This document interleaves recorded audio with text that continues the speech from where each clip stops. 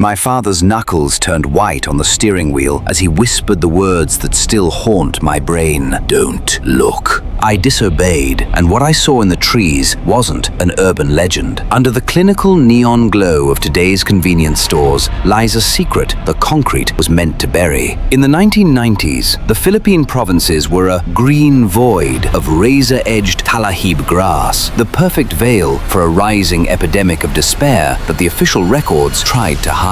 Tonight, we uncover the chilling reality behind the hanging trees, the 1997 financial collapse that broke a generation of breadwinners, and the silence that still echoes under the pavement. Stay with us, because some shadows never truly left the tall grass. In the mid-90s, if you traveled 30 minutes outside the pulsing heart of Manila toward the southern provinces of Laguna and Cavite, the world didn't just change, it seemed to dissolve. Today, those areas are a neon-lit grid of 24-hour convenience stores and gated subdivisions. But back then, they were defined by what forensic sociologists call rural isolates, spaces where geographical distance met a total lack of institutional visibility. Before the concrete arrived, the landscape was a suffocating, vibrant wall of talahib, that razor-edged wild grass that can grow 3 meters high, and a tangle of vines known as bogging that crawled over everything like a slow-moving green tide. It was a place of deep,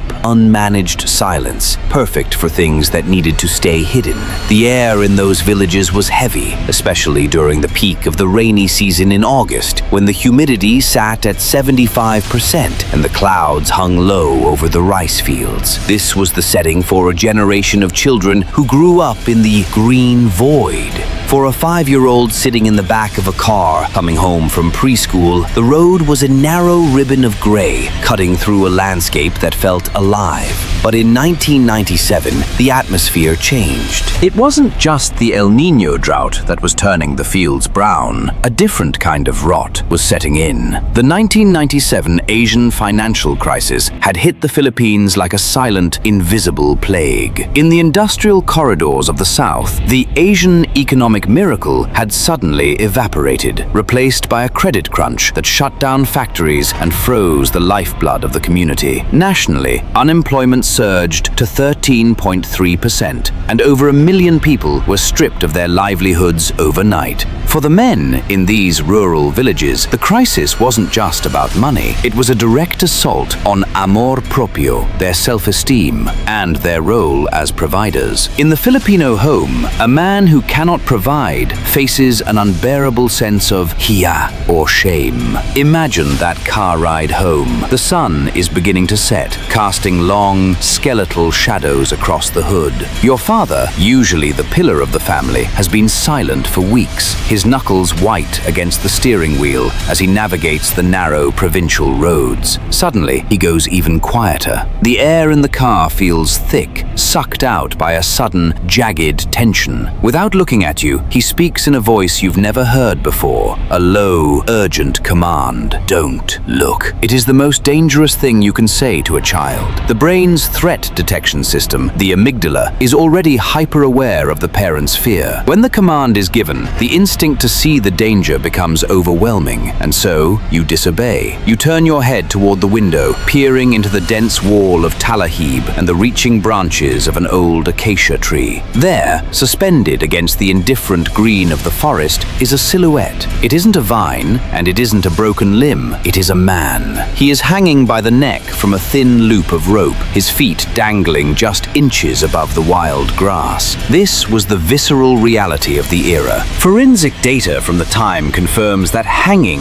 was the most common method of completed suicide, particularly among working-age men who sought out semi-public spaces, the edges of the village, the roadside trees, to perform their final exit. The aftermath of such a sight is a trauma that rewires the neural pathways of a young witness. Exposure to a public hanging activates the hypothalamic pituitary adrenal axis, flooding the developing brain with cortisol and adrenaline. Studies show that over 50% of children who witness such events develop symptoms of PTSD, including intrusive recollections and a state of persistent readiness, where the body remains in a constant state of alert long after the body in the tree has been taken down. But in the village, there was no counseling. There was only the statistics of silence. Because the Philippines is a deeply Roman Catholic country, suicide was a taboo subject, often viewed as a mortal sin that could bar the deceased from religious burial. To protect the family from further Hiya, these deaths were frequently misclassified. They were called accidents or filed under undetermined intent. Researchers estimate that the true suicide rate for men in 2005 was likely as high as 13 per 100,000, nearly 4 times the official reported number. For the child who saw, the command not to look meant the trauma had to be carried in secret. It was a memory that couldn't be spoken because the adults had decided it didn't happen. The personal conflicts mentioned in hushed tones were actually the crushing weights of utang na loob, debts of gratitude that could no longer be paid, and the entrapment of a poverty that had no escape. Then, in the early 2000s, the landscape itself began to lie. The retail trade liberalization law sparked a massive expansion of modern retail chains. The green void was systematically dismantled. The talahib was mowed down by bulldozers, and the hanging trees were cut to make room for supermarkets and convenience stores. Between 2010 and 2015, the number of 7-Eleven stores outside Metro Manila jumped from 41% to over 54%. Today, if you drive down that same road, you won't see the dark silhouettes or the suffocating vines. You will see the bright, clinical glow of a convenience store. These spaces are marketed as cleaner, more comfortable, and well-maintained, the ultimate symbols of progress and mobility. But urbanization is a form of physical erasure. The malls and the parking lots have been built directly on top of the sites where a generation of breadwinners lost their battle with destitution.